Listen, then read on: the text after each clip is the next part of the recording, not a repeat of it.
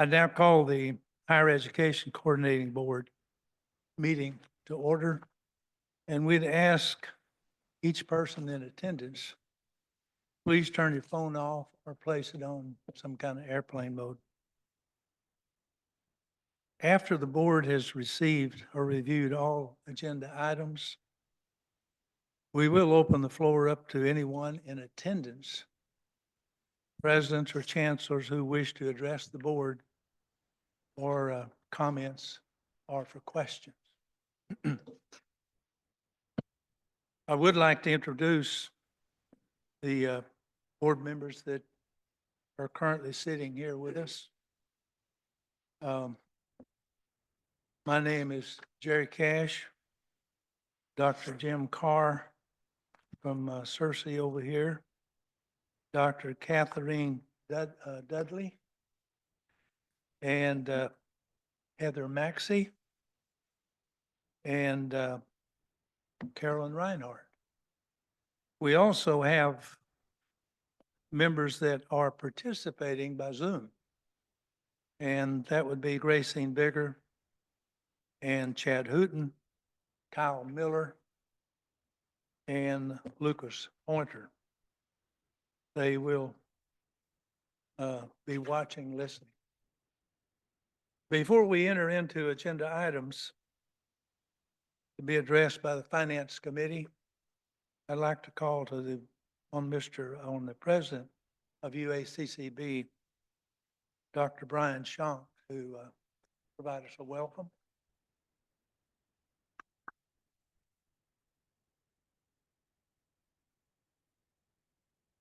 Good morning, everybody. Dr. Cash, Madam Chair on Zoom, board members, Dr. Warden, ADHE staff, my colleagues, and all in attendance. I'd like to welcome you to the University of Arkansas Community College of Batesville, the city of Batesville, and the North Central Arkansas region. We are honored to host the Higher Education Coordinating Board, and we appreciate your commitment to higher education and that you have the citizens of Arkansas. Many here know about the Morrill Land Grant Act, which provided land to states to establish agriculture and mechanical universities, commonly known as land-grant institutions. Arkansas used the proceeds from selling the land that was donated by the federal government to establish its first state university, then known as Arkansas Industrial University. The challenge for the university's Board of Trustees was selecting a location. They only had two viable bids. One was Batesville. The other was Washington County in conjunction with Fayetteville, and we all know how that ended. So that resulted in the University of Arkansas at Fayetteville. Undeterred, 104 years later, Batesville established Gateway Vocational Technical School right here on this property we meet in today.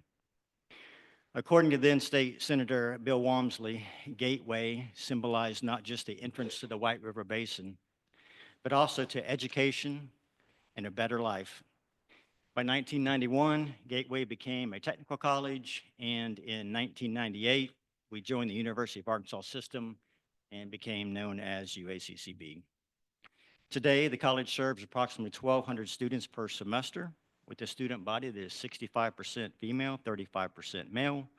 73% of our students are between the ages of 17 and 24.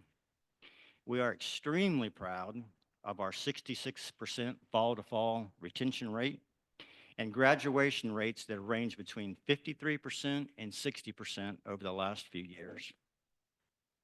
Our efforts have earned us recognition from the Aspen Institute as one of the top 150 U.S. community colleges in the United States in 3 out of the last 4 cycles.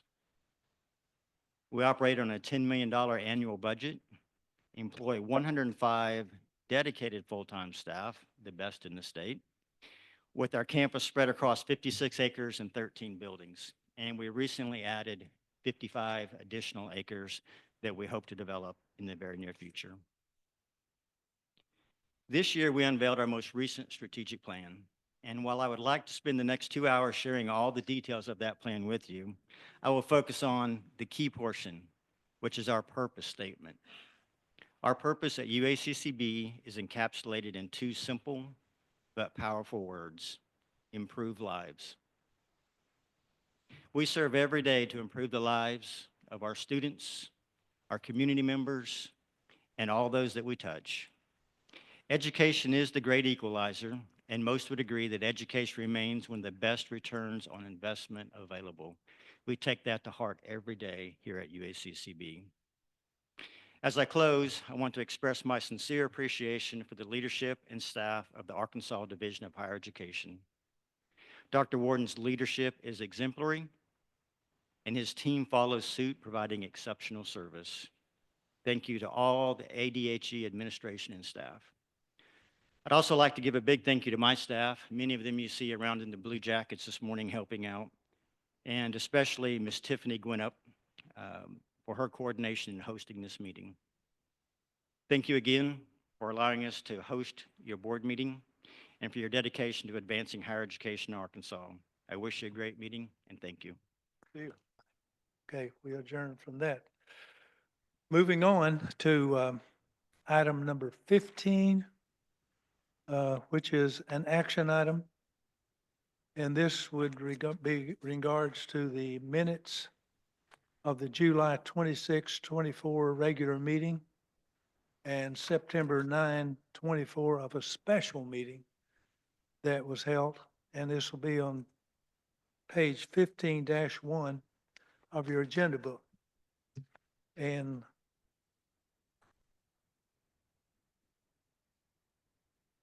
oh, okay.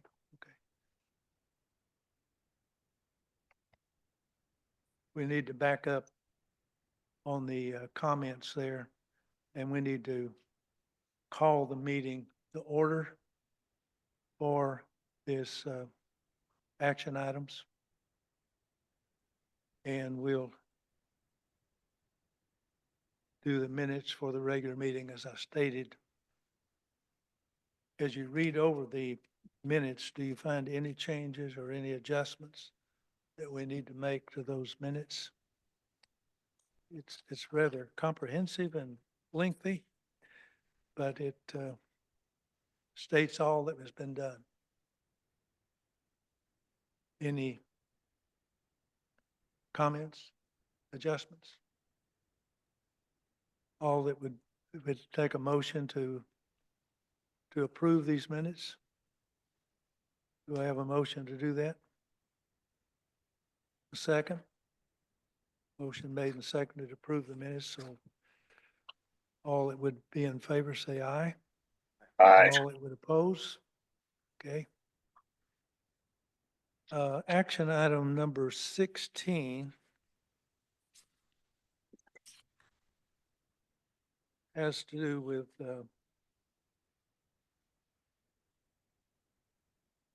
the chairman, Gracine Bigger, who is not present today, has made a couple of appointments for the nominating committee for 25 and 26 board officers. And she has asked Dr. Jim Carr and Dr. Catherine Dudley to serve on that nominating committee. I'm assuming that's been approved by each of you in advance?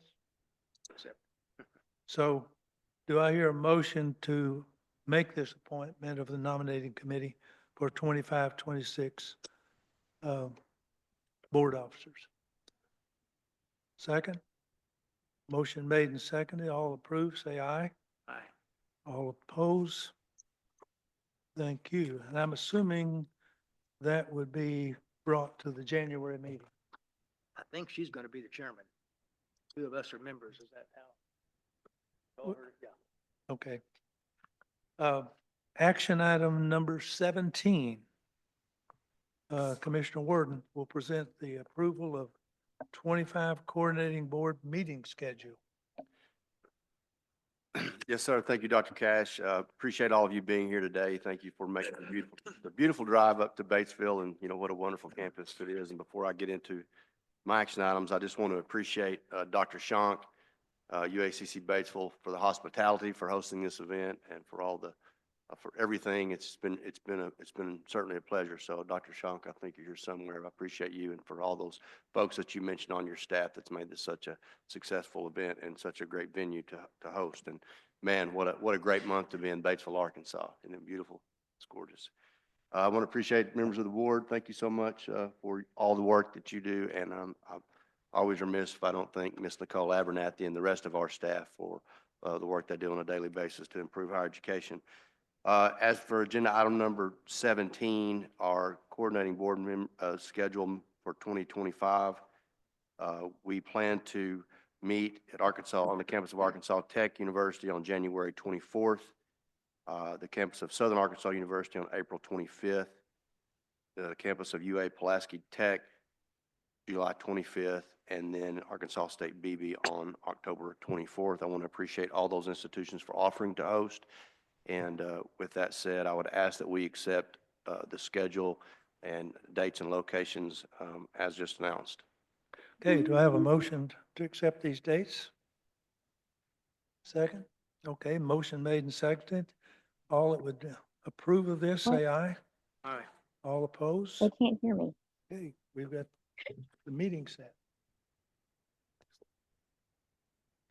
Moving into the commissioner's report, I want to start with an institutional change. Effective on September 23rd, Dr. Brendan Kelly became the third president of ASU System. Kelly previously served as the president of the University of West Georgia since 2020. And Dr. Kelly is here, and I've asked if he wouldn't mind just making a couple comments and introduce himself. So let's give him a round of applause. And Dr. Kelly, welcome to Arkansas. And actually, a good thing.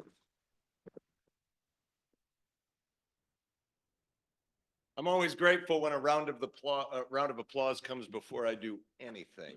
So thank you for that. And thank you, Commissioner, for giving me a few minutes. I'm thrilled to be in the state of Arkansas, as is my wife, Tressa.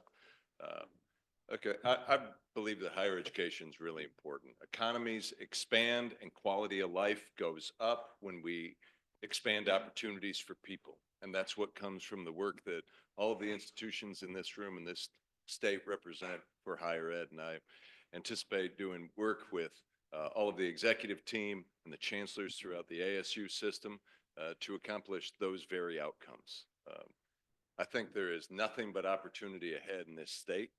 I will say I'm very grateful for having the opportunity to visit Batesville for the first time, because every place that I go in Arkansas gets more and more beautiful, and the drive up today has been remarkable. I just hope that we can connect the dots together for that beauty and the quality of life that comes with it, to make certain that education informs opportunity for as many people as we can get our hands on. I'll take any questions that you may have from here, if that's all right. Yeah, I don't mean to put you on the spot, but how many points are you going to improve the participation rate for higher education in Arkansas in your first 3 years? That's totally a self-serving just joke there, but yeah, no, all kidding aside, thank you for being here. Welcome to the state. Thank you. We're glad to have you, and this is a very collegial group of folks to work with, and welcome aboard. I think you're going to enjoy our industry in this state. Thank you. Appreciate you all.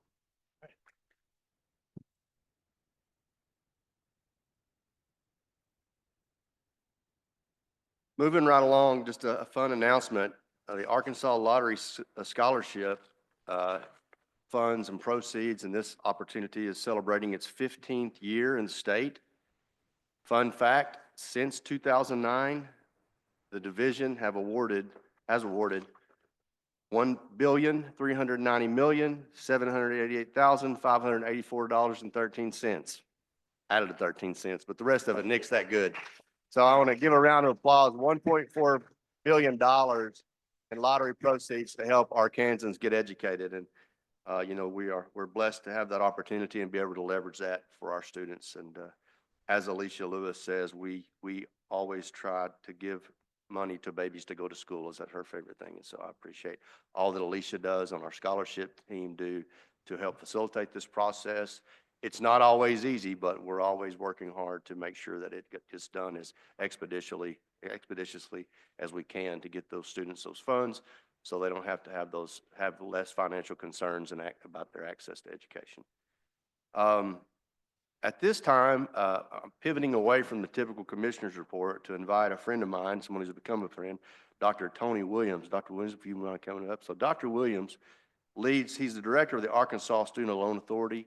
I had the pleasure to sit down with Dr. Williams on a couple occasions and learn a little bit about this opportunity. The Loan Authority is a state agency, and Dr. Williams would tell us more, but let's give him a round of applause, Dr. Williams. Welcome. So, first of all, you did give me a promotion to doctors, but I'll take it for the moment.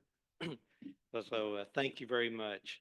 Yeah, I really appreciate the chance to be here today and to talk about the Student Loan Authority. You know, we've been around since 1977, and not that many people really are aware that we're here. I've got about 45 minutes of slides here, and I'll try to cover them in about 11 or 12 minutes. It's you know, it's a time of confusion and chaos in the student loan industry. And so we try to provide some guidance and clarity for Arkansas families. Let me give you just a little bit of history. You know, we are a state agency. We're self-sustaining, which means we do not receive money from state governments. We have to make our own money. And so the student loan program is part of that. Investments are part of that. And so we get a lot of the headaches of state government, but not much benefit from state government. So, but that's, you know, but it works out well. I'm going to touch on our programs here real quick. You know, our primary program is student loans. We make student loans, parent loans, and refinancing loans. Those are all private loans, not federal loans. We made federal loans for 35 or so years until during the Obama administration, banks and lenders like us, state government agencies like us, were eliminated from the federal loan program. The federal government wanted to keep all of that under their control, and so that was 2010. We moved out of that. After that time, we started focusing on default management with schools, helping them track students after they leave school, and providing them counseling. And then just a few years ago, around 5 years ago, we started our private loan program. And that's for families that need funding in addition to the federal loan program. And you hear about all the debt, and we'll talk a little bit more about that. But you might say, well, why do people need more than what the federal government's going to give them? Well, if you're going to a school where the cost of attendance is, $25,000, a freshman can borrow $5,500. And if they're not receiving scholarships or other aid, then, there's a big gap there. And so our loans are credit-based. It's not like the federal program where everyone gets it that signs up. So there are some underwriting that goes on to receive our loans. We also do provide college planning services, and I want to make sure people understand that. We do a lot of FAFSA counseling.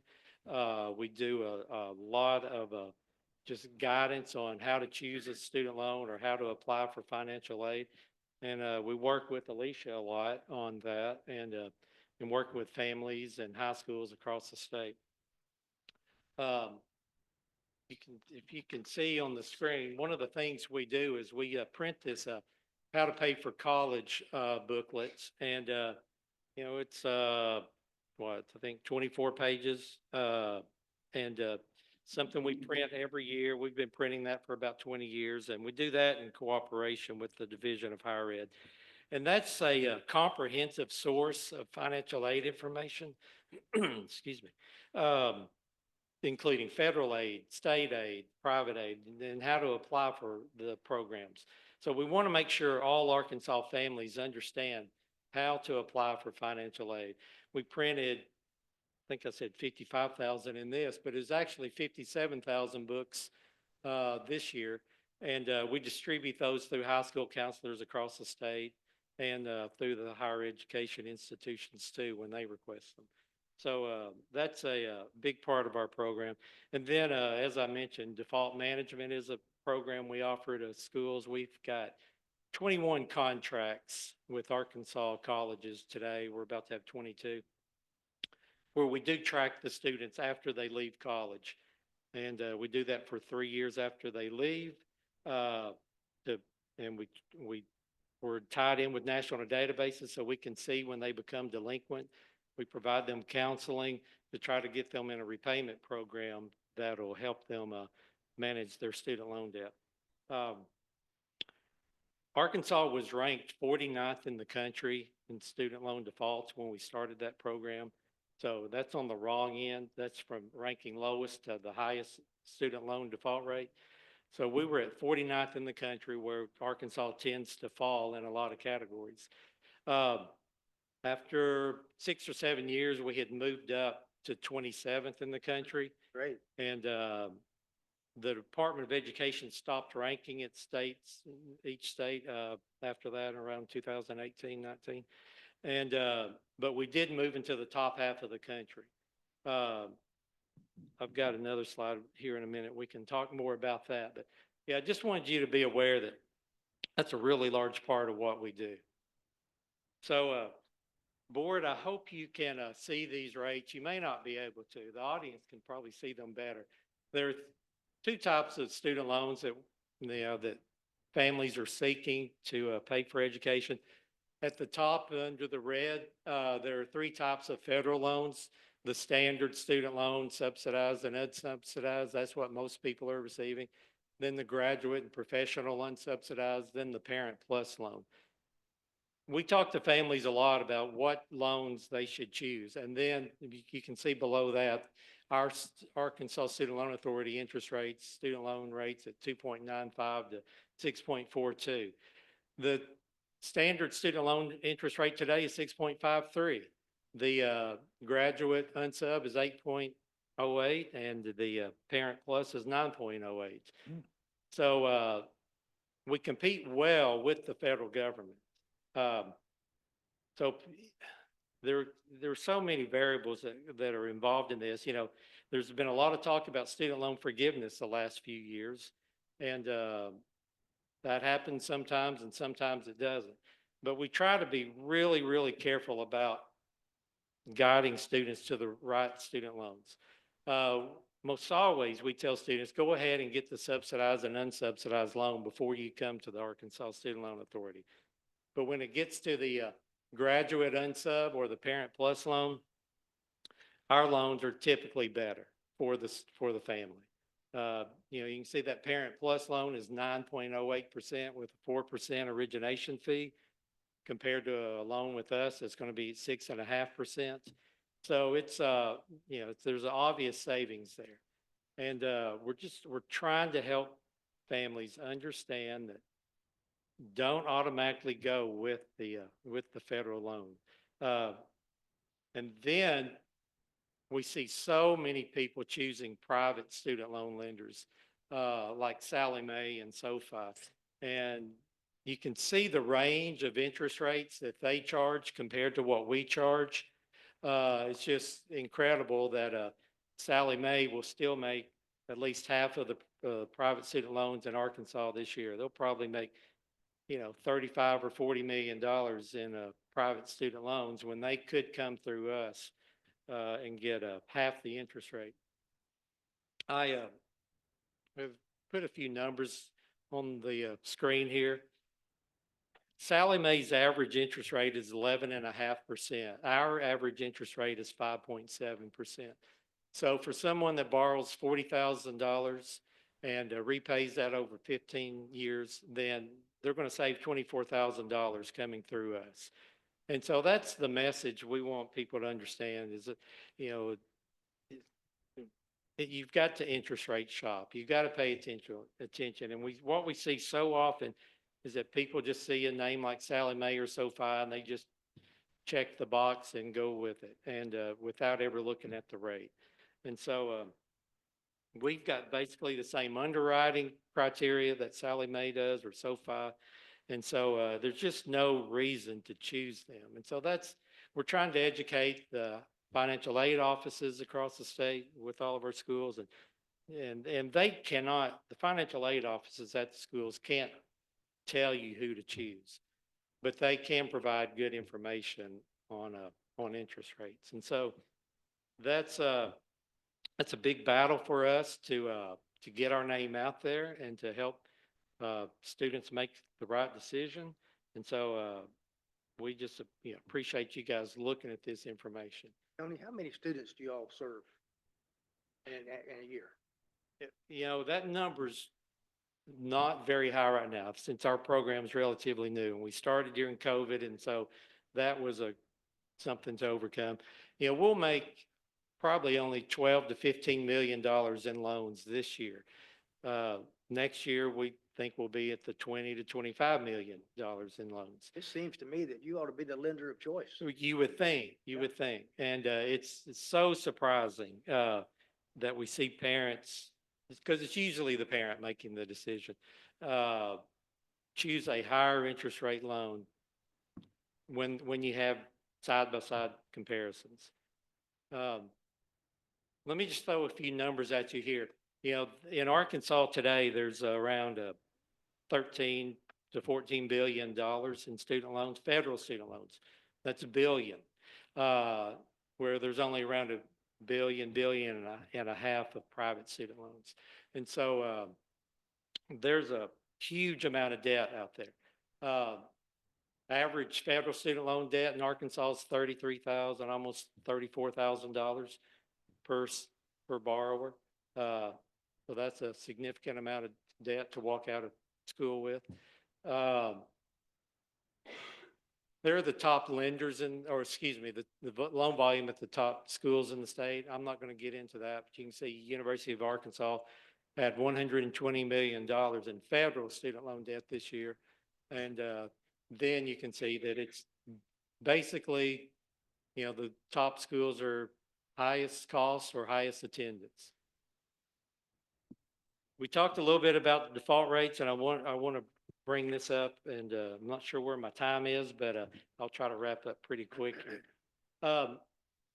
The red line is the Arkansas student loan, or the Arkansas default rate. The blue line is the national default rate, and you can see where we brought those closer together, and in 2021 came slightly under the national rate. And then you see it dropping all the way down to zero. Well, that is due to the COVID payment pause that was Congress enacted in March of 2020. And President Trump extended it a couple of times. President Biden extended it 6 or 7 times. And so something real important to remember, it was extended for 3.5 years. Students were asked to do nothing. Absolutely nothing. And their loans went to 0% interest, and they were encouraged not to pay by the Biden administration, which I would, was a prime opportunity to pay down your student loan debt and really get some real progress on your debt. Well, there's just a lot of chaos and confusion that came out of Washington during that time. For the past year, it was what I call the pay if you want to period, and that was another, I think, mishap from Washington, where they said, all right, everyone goes back into repayment after 3.5 years of nothing, and now you pay if you want to pay, and so that's where we've been for 12 months. This month, everyone's going back into repayment. So here in Arkansas, with 13 to $14 billion in student loans, about 8 billion of that's probably going into repayments. And so just, I don't know what that does to the economy. It's going to be I think we're going to have a tidal wave of student loan delinquencies and defaults over the next 2 or 3 years. Why does that matter? Besides what it does to the individual? Well, schools are penalized if they have 1 year of 40% of, a 40% default rate, or 3 years of 30% default rates. I think we'll be approaching those types of numbers the next few years. I think it's going to be a super serious problem that no one's talking about. Y- This last 12 months, we've tracked the schools, the 21 schools that we're working with, and we've seen higher delinquencies than we've ever seen. And, but the way it worked the last year, you became 90 days delinquent, then you were put back to zero. And then you'd go 90 days delinquent and then put back to zero. And so then on October 1st, everyone went to zero. And so students haven't been held responsible. Um, and I'm not, our government in managing this went from it was like dealing with the IRS in the past or the mafia.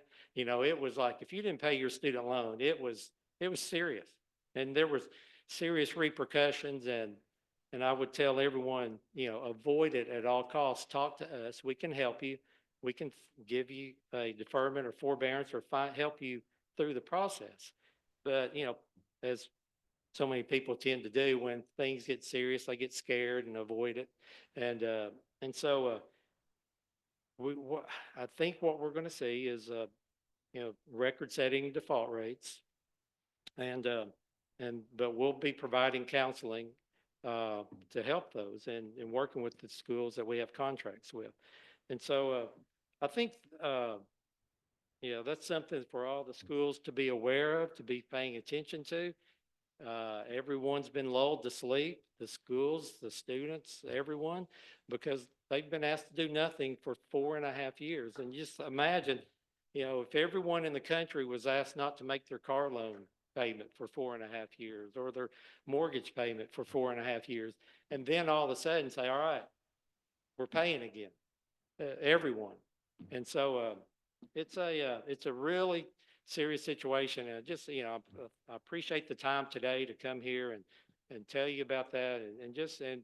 We'll, if given the opportunity, come back in the next year or whenever it's possible to just give you an update on where things stand. So thank you for your time today. Tony, thank you, and I appreciate you and the Student Loan Authority. And folks, what I want to add to that is just, I'm not saying that the Arkansas Student Loan Authority cures all woes, but it is a tool that we have in our kit that I wasn't really familiar with until getting to know Tony and the Loan Authority, because that wasn't the, most direct part of my work in higher ed. So if you have folks that, we never want to encourage students to take out debt, but when it's necessary, the amount of money and interest they can save by working with the Arkansas Student Loan Authority is great. There's money to loan, and he's got some tools to help us avoid these high default rates. And so, it's something I think we need to keep an eye on. I thought it was important enough just to bring it to the attention of this group. But Tony, again, thank you for that. And Dr. Cash, that concludes my report. Yes, we can have the copy of the slides sent. Yeah. Thank you, Dr. Ward. I think most of you are aware that this is Dr. Ward's first year serving as commissioner. And I think all of us would agree that he's really done a good job making contacts with institutions and setting up things and making things flow as well as they have, and we appreciate it very much. Information item number 19. Sonia Hazelwood, annual report on credentials awarded. We Thank you, talked a Dr. little Cash. about this last night. Our first slide, we have some statewide trends. In this graph, the blue columns represent total students awarded, and the green columns represent total credentials awarded. Kind of wanted you to see the difference between the two. Going back to 2015, we awarded 37,245 students, received 42,000 credentials. In 24, 42,000 students received 52,000 credentials. In this 10-year span, this is a 13.6% increase in the number of students receiving credentials. but a 24% increase in the number of credentials awarded.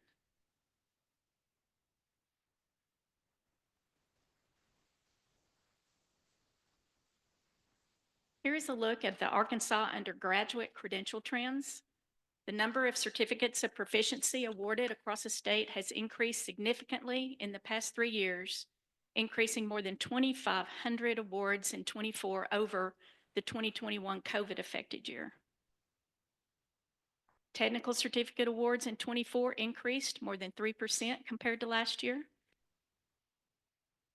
We awarded over 11,000 associate degrees in '24, increasing 11.6% over last year and increasing 17% over 2019, which was the last non-COVID affected year. In 2021, almost 17,000 bachelor's degrees were awarded, which is the most ever. However, serious declines have been reported since for '22, '23, and '24. Undergraduate credentials awarded statewide represent about 81% of total credentials awarded each academic year.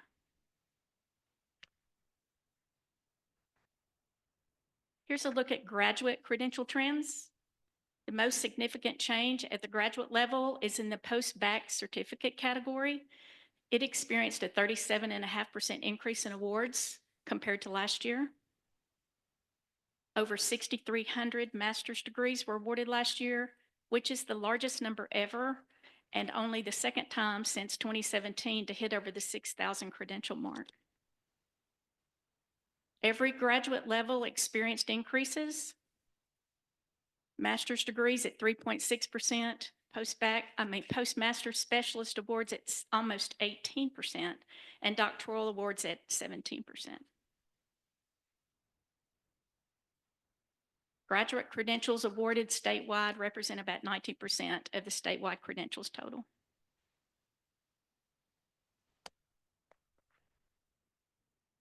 Here's a look at total credentials awarded by institution type. Our public 4-year consistently award 55% of the total statewide credentials. Our public 2-year award about 37%. Private independent institutions award about 6%. And the 2 nursing schools and 1 technical institute award 2% of the statewide total. Public 4-year universities reported an increase of 6.5% from last year. Public 2-year colleges reported a 4.5% increase. And the private independent institutions reported a 0.6% increase in total awards.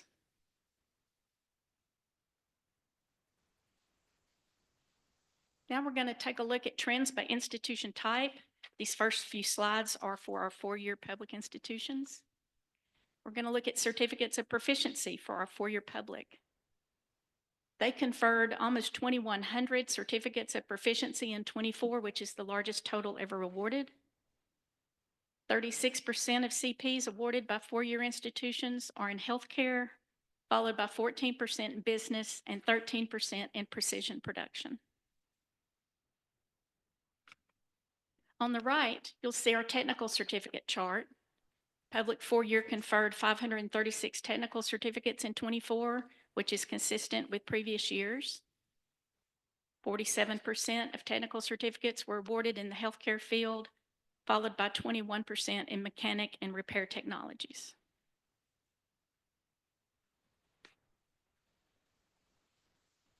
Looking at the associate degree awards for our public 4-year, they conferred over 4,700 associate degrees, which is the highest total since 2015. Associate degrees have been on a steady growth for our public 4-year.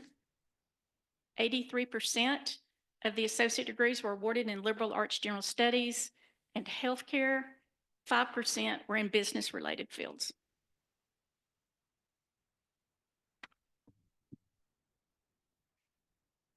Looking at our bachelor's degrees, our public 4-year conferred over 13,000 bachelor's degrees in 2024, which is the lowest total since 2015. Bachelor's degrees had been on a steady growth trend until COVID pushed course delivery online, which impacted awards in '22, '23, and '24. 22% of bachelor's degrees were awarded in business and 17% in healthcare. Education runs out the top three with 7% of bachelor's degree awards.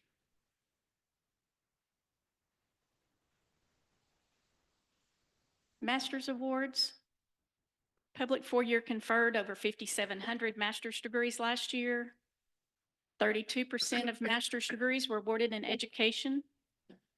Other top programs include computer science, business management, and healthcare.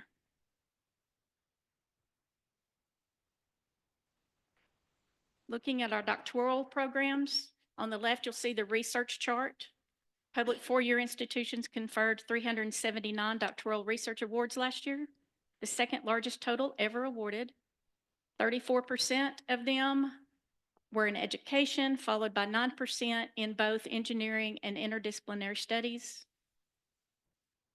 On the right, looking at our first professional awards, we conferred 864 in 24, which is the highest total since 2015.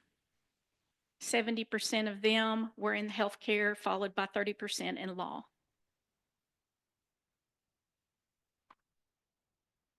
Now looking at our public two-year colleges, they conferred over 7,700 certificates of proficiency last year. That's the largest total ever awarded. 37% of the CPs were in healthcare, followed by 15% in both precision production and mechanic and repair technologies.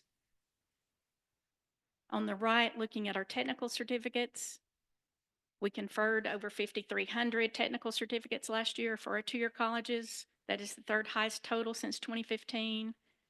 38% of them were awarded in healthcare, followed by 29% in liberal arts and general studies. The associate degree awards for our public two-year institutions, they conferred over 6,500 associate degrees in 24. 47% of them were in liberal arts, general studies, followed by 23% in healthcare.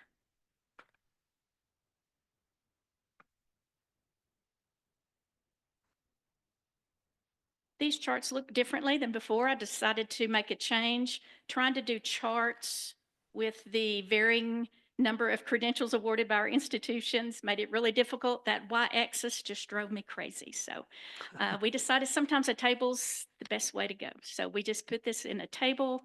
We were able to provide a 10-year trend for each institution. The light red cells represent the lowest reported credential total in that 10-year span, and the green cells represent the highest reported credential total. There are red and green markers also in the trend line to represent these highs and lows. So this slide has all 11 of our public four-year institutions.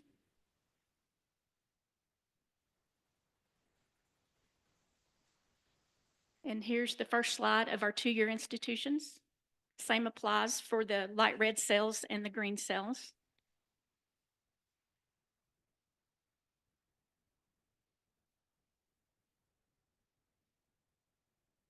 Another two-year slide.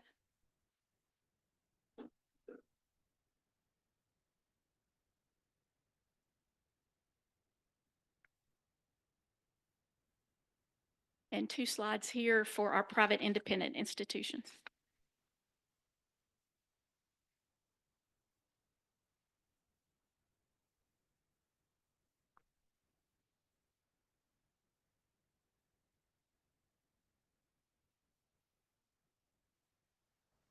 Does the board have any questions?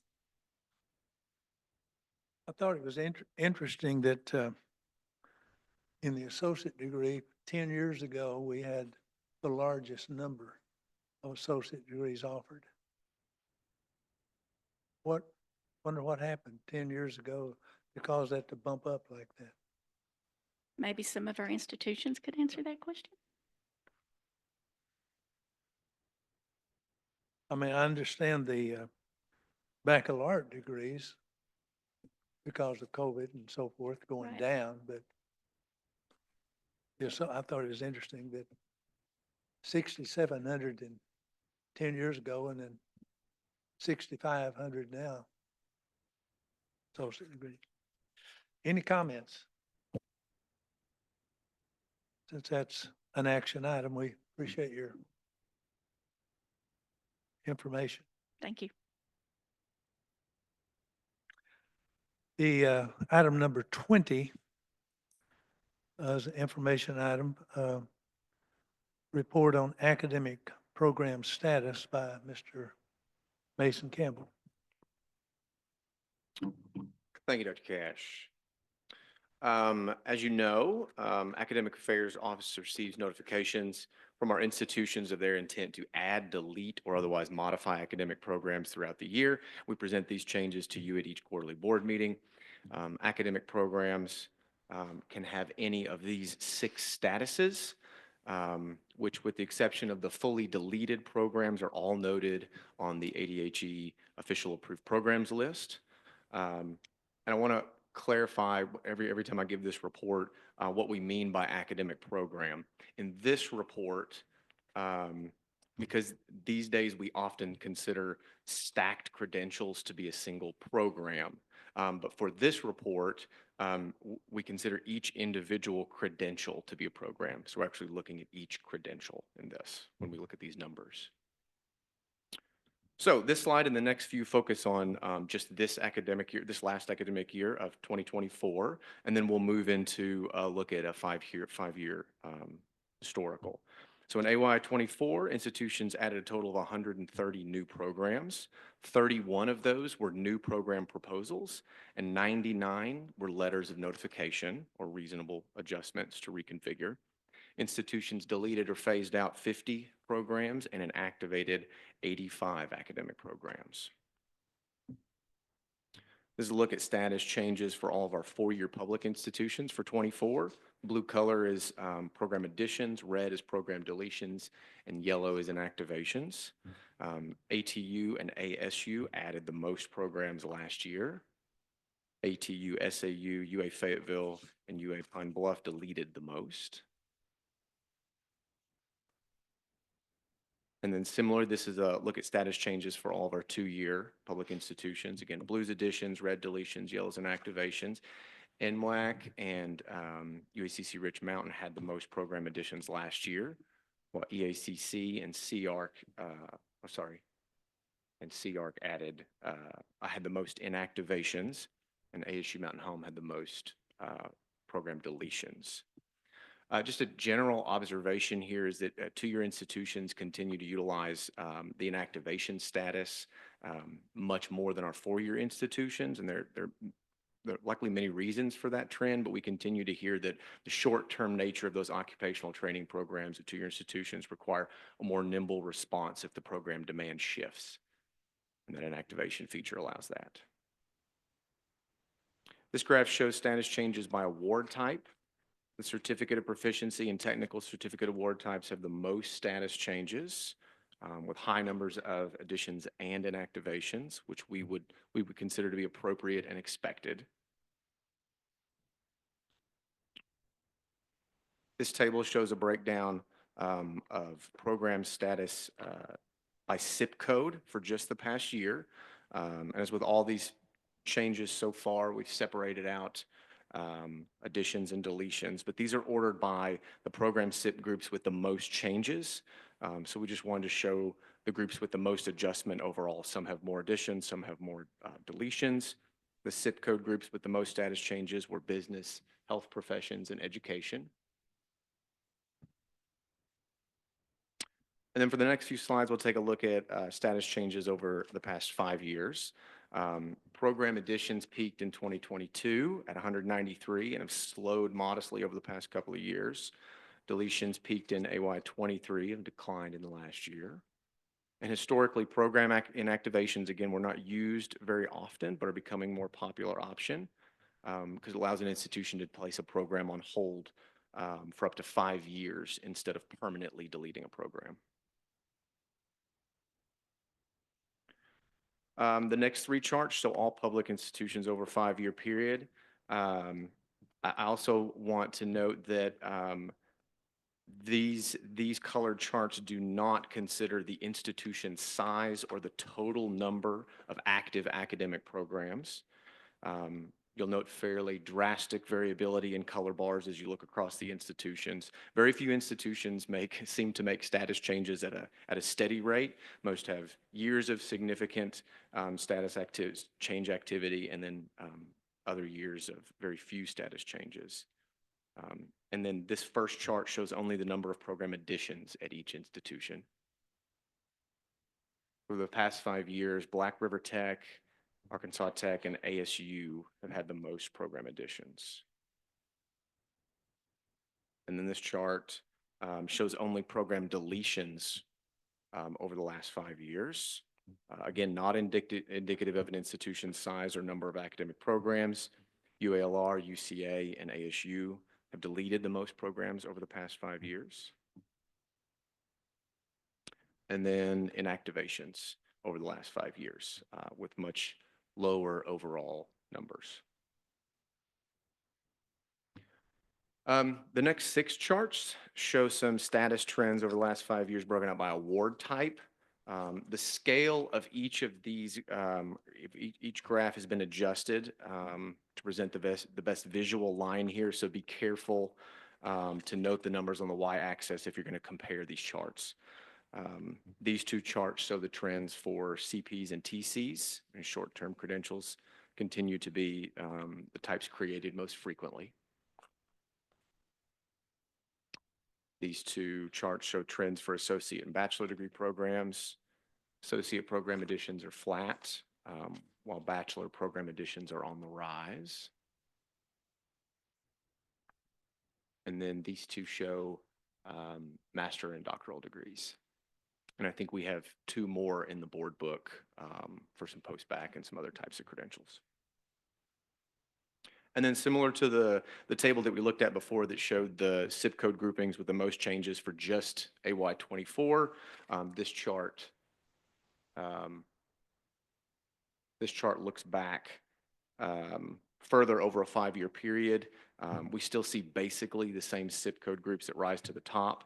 These are just 10, but the full list is available in the board book. And finally, this table shows the actual number of active academic programs within each SIP category for each year over a 5-year period. And this indicates broadly whether certain types of programs are growing or declining across the state over time. The last 2 columns are comparing AY20 with AY24, and we just grabbed, I think, 12 of those, of the more active ones to display on this slide, but the full list of SIP categories is in the board book. And are there any questions?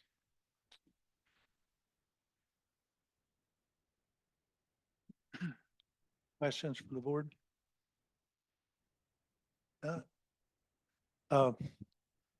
Information item number 20. Mr. Campbell will present that, and also dealing with concurrent enrollments that we have. Yes, sir. Schools. Let's see, this 21, isn't it? Yeah. Agenda item number 21, we'll take a look at concurrent enrollment trends for AY24, and then again, some trend analysis over the past 5 years. This report also includes some summary information from what we call our end of year report that we collect from all of our public institutions. I'll give an advance warning. I'm going to fly through a lot of these slides for putting so many of them into this report. We're trying to make improvements to the report and paint a more robust picture of concurrent enrollment of what's happening in the state. So we're providing much more information to consider. So first 3 slides are provided for some big picture enrollment trends for context. Overall enrollment of high school students has been steadily on the rise since AY21. Similarly, but just slightly delayed, overall college enrollment was on a slight decline, but seen modest increases since AY22. I think that Sonia's January enrollment report will hopefully show more increases for the coming year. These college enrollment numbers are inclusive of concurrent enrollment as well. And then the state continues to see increase in overall concurrent enrollment headcount since AY21. Taking a look at all college enrollment and concurrent enrollment percentages across private, two-year public and four-year public sectors. We all know four-year institutions enroll almost twice as many college students as our two-year colleges, but looking only at concurrent enrollment for 24 across those sectors, two-year institutions continue to be the primary producers of concurrent enrollment and credit, enrolling approximately 66% of concurrent students.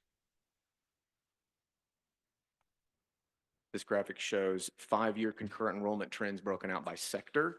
The four-year institutions have experienced a little over an 11% decrease from AY20 to AY24, while the two-year institutions have experienced a little over 26% increase for concurrent enrollment.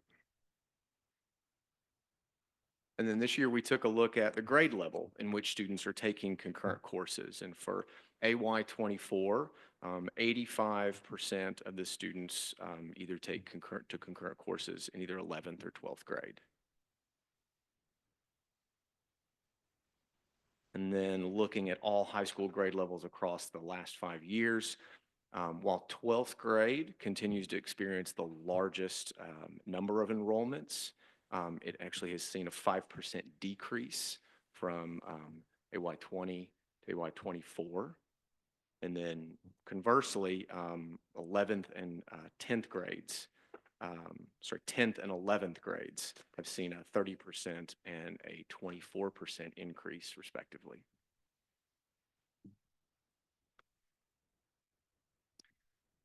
This table shows a breakdown of race, ethnicity numbers and percentages. And while all populations in concurrent enrollment headcount have grown, Black and Hispanic populations have also had percentage increases over the past 3 years.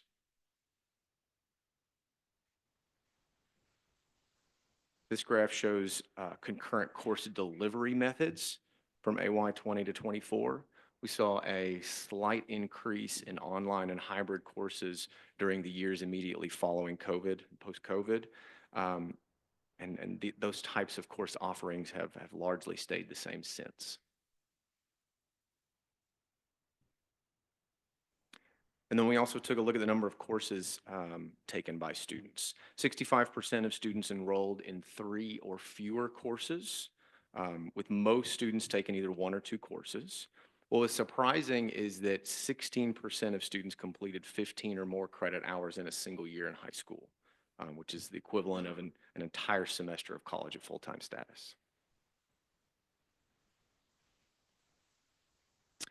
And then taking a look at the courses and programs being pursued by students in concurrent, the largest number of general education enrollments are in English, math, and history.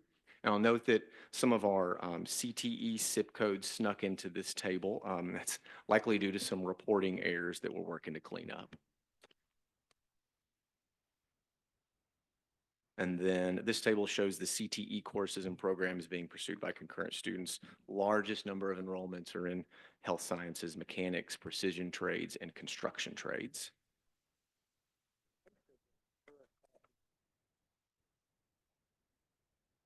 It's a good mix. A large percentage of them are on high school campuses, yep. This slide provides an overall look at grade trends over the past 5 years. This is for all course types, Gen Ed, CTE, and AP blended courses. Pass, the blue bars are defined as grades of A, B, C, or satisfactory. And overall, these appear to be fairly steady rates with only slight variations from year to year. And this table provides a look at grade distribution across those 3 areas, Gen Ed, CTE, and AP blended. Again, just slight variations, but all types of concurrent courses have fairly strong and consistent pass rates. And then this is the first year we've created some maps. This is far from a perfect method to inform geographic access to concurrent enrollment, but through our data partnership with ADE, we're able to use some data based on the location of the high school to show roughly what percentage of students attending public high school are enrolling in concurrent coursework. This green map shows percentages of high school students in grades 9 through 12 who took concurrent coursework in AY24. And then this map shows the percentage of 2024 graduates who took concurrent credit during their senior year. So much more participation and much higher percentages when we look at just the 12th grade. Unfortunately, there are still some counties in the state with low concurrent participation, even for high school seniors. And then the next three graphs show total course enrollments and student head counts for each public institution in Arkansas. These are sorted from lowest to highest based on total course enrollment. I want to make sure everyone notices that the scale changes for each one, so be careful when comparing them. And 2-year and 4-year institutions are all listed together in this. This is the smallest group, and then the next largest, and then finally the biggest grouping. And then finally, the last two tables here show some outcomes data. This table shows the college-going rates and fall-to-fall retention rates for college-going high school graduates who took concurrent credit and college-going high school graduates who did not take concurrent credit. You'll see the overall college-going rate for the AY22 cohort was 42%, and 51% of those students took concurrent credit, while 49% did not, which is a modest 2-point improvement for concurrent students. And then for that same AY22 cohort, the fall-to-fall retention rate for students who took concurrent credit was almost 15 points higher at 81% than those students who did not take concurrent credit at 66. And you see similar trends for the other graduation years shown here. And then finally, this table takes a look at total credential completion for 3 different cohort years following a 150% time to degree. For the 2017 cohort, we see that a higher percentage of students who took concurrent credit completed a credential at 32%, which is about a 12-point difference from students who did not take concurrent credit. And we see similar trends looking specifically at bachelor's degree completion for students who took concurrent credit. And that concludes my report. Just a quick note that the board book includes a number of appendices on institutional concurrent accreditation, memorandums of understanding, which are on file in our offices, and then tuition and scholarship amounts charged to students. Any questions? I guess you can conclude that concurrent courses taken by students improves the number of baccalaureate degrees Yes, sir. received by the institution. Yes, sir. It's a So it's a positive feature. definite advantage Yeah. for our students in our state. Yep. Other comments? Okay, thank you, Mr. Campbell. Mhm. Now, remain where you are. Agenda item number 22. Mr. Campbell will present the annual status report for sexual assault prevention on campus. Okay? Yes, sir. So under Act 563 of 2017, the Higher Ed Coordinating Board requires institutions to develop an action plan to address the prevention of sexual assault in college and university campuses. Plans include a wide variety of prevention efforts, such as embedding prevention information into advising, student orientation, and academic courses, to identify opportunities to increase awareness across the entire student population, to identify grant assistance, and to collaborate with external sources for access to care. For the 2023-24 academic year, all institutions have submitted a plan to ADHE, and those institutional reports are on file, and staff can provide copies upon request. This is for informational purposes, and that concludes my report. Okay, good. 22. Now, item 23, the unplanned pregnancy prevention and annual report. Yes, sir.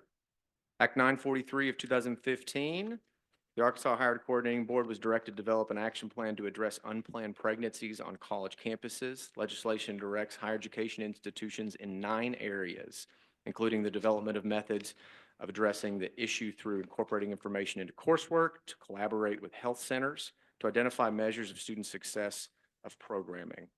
The legislation also specifically mandates that campuses include resources and information in their student orientations and on the prevention of unplanned pregnancy. The agency has collected reports from all 11 public four-year universities and all 22 two-year colleges. Reports show that all campuses are in compliance with Act 943. Implementation reports they're all digital, and we try to post some of those to our website so you can see some best practices across the state and look for additional ways to address this important issue. And this is for informational purposes, and this concludes my report. Okay, thank you, Mr. Campbell.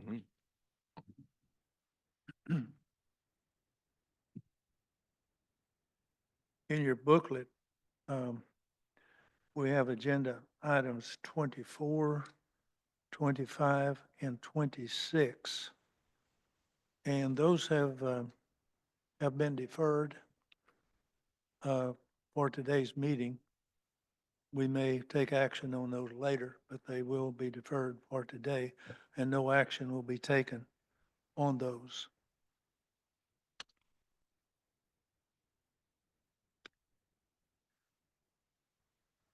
Report of the Finance Committee recommends the approval of agenda items 2 through 4.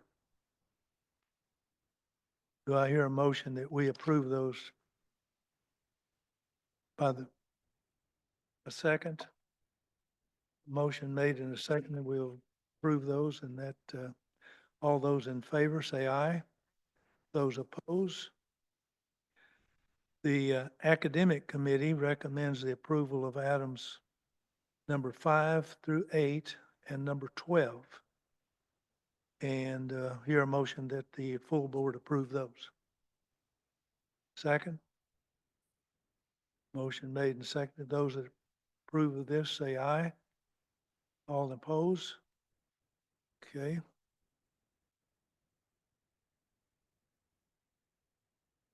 This time, we'll now open the floor up to any attendants, presidents, or chancellors who wish to address the board.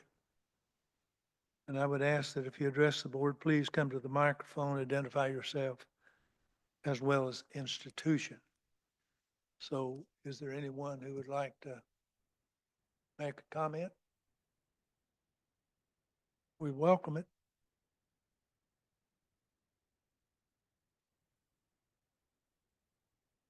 No. Silence means no comment. The announcements, I'd like to thank Chancellor Schank for his hosting this meeting. Been very good. And as everyone has made comments about the surroundings of the institution here, first time I've been on this campus. Very, very much impressed. Very nice place. And the next quarterly meeting will be held January 24, 25, moving into a new year at Arkansas Tech University. Okay. Do I hear a motion for an adjournment? Motion made and second. All approve? We are adjourned.